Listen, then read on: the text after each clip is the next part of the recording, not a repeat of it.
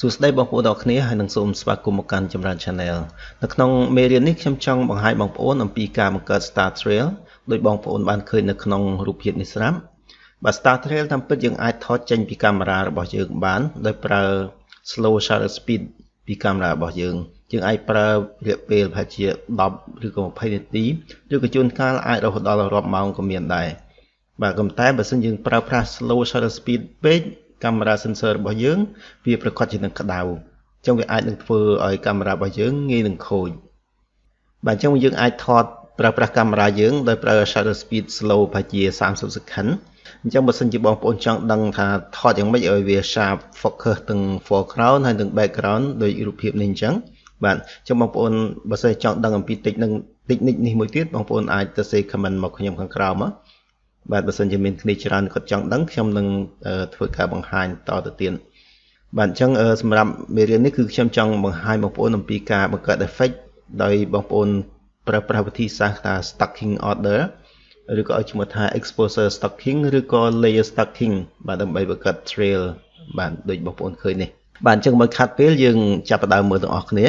បាទខ្ញុំមានរូបភាពនៅកន្លែងនេះបាទខ្ញុំរៀបចំទុកហើយបាទនេះរូបភាពនេះខ្ញុំមានចំនួន50បាទនេះគឺវាមាន50 exposure ណាអញ្ចឹងយើងយករូបភាពអស់នេះយកមក stack ទាំងអស់គ្នាបានដាក់វានៅក្នុង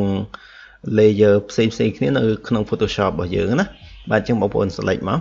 បាទសូមប្រាប់ដែរថារូបភាពនេះមិនមែនជារូបភាពរបស់ខ្ញុំទេបាទជាស្មោះត្រង់បាទនេះគឺជារូបភាពគ្រូរបស់ខ្ញុំហើយខ្ញុំយកវាមកបង្ហាញបងប្អូនអញ្ចឹងបងប្អូន select ពីរូបភាពទី1នេះមករួចហើយយើង shift click បាទ select all ណារួចហើយបងប្អូនមកកន្លែង tool នេះបាទរួចហើយយកមកពាក្យថា Photoshop then load file into Photoshop layer បាទបងប្អូន click យកកន្លែងនេះមកបាទអញ្ចឹងវា load មកហើយណាបាទអញ្ចឹងបងប្អូនឃើញស្រាប់ហើយគឺនេះជាមួយ frame បាទបើយើង load មកទាំងអស់នេះវាយូរបើសិនយើងប្រើ raw file វានឹងចំណាយពេលយូរណាបើសិនជាម៉ាស៊ីន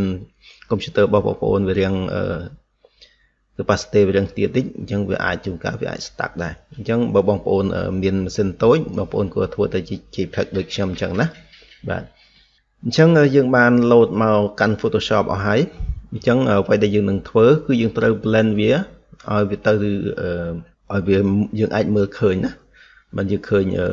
through រូបភាពនីមួយៗអញ្ចឹងវិធីសាស្ត្រនៅកន្លែងនេះគឺងាយស្រួលទេបាទវាសំខាន់ការវិធីធ្វើបែបនេះគឺសំខាន់គឺយើងថតផ្កាយទៅធ្វើម៉េចឲ្យវា sharp ណាអញ្ចឹងវិធីសាស្ត្រធ្វើយ៉ាងណានោះគឺយើង select នៅកន្លែងនេះបងប្អូនយើង select all មកសំទោសយើងប្រើបែបនេះបាទ click star ទី1របស់យើងនេះមក layer លើគេ input នេះបាទរួចហើយបងប្អូន scroll ទៅចុះក្រោមបងប្អូនប្រើ shift ហើយ click star ទី50នេះណា layer ទី50នេះបាទបើណាយើង click all ណាតោះមកយើងដូរតែ blending mode ទេបាទយើងដូរនៅកន្លែងនេះ blending mode នេះវាមានច្រើននៅ Photoshop ណាប៉ុន្តែអ្វីដែលយើងធ្វើនៅថ្ងៃនេះដែលខ្ញុំបានសាកល្បងរួចហើយនោះគឺខ្ញុំប្រើ lighten បាទយើងយក lighten នេះមកបងប្អូនអាចយក screen នេះប៉ុន្តែវាមានលក្ខណៈបែបនេះណាអញ្ចឹងបើប្រើ dodge មានផ្សេងដូចបងប្អូនឃើញបងប្អូនអាចសាកល្បងជ្រើសរើសដោយខ្លួនឯងណាបាទអញ្ចឹងសម្រាប់មេរៀននេះគឺយើងឃើញនៅ light color នេះគ្រាន់បើដូចគ្នាបាទអញ្ចឹងយើងយកអានេះដែលខ្ញុំបានសាកហើយបាទយើង click លើវាមកបាទវាជាការស្រេចអញ្ចឹងយើងអាចធ្វើវិធីសាមញ្ញគាត់ថា technique ខ្លះយើងអត់បានដឹងអញ្ចឹងនេះគឺជាវិធីដ៏សាមញ្ញបំផុតដែលយើងធ្វើ start trail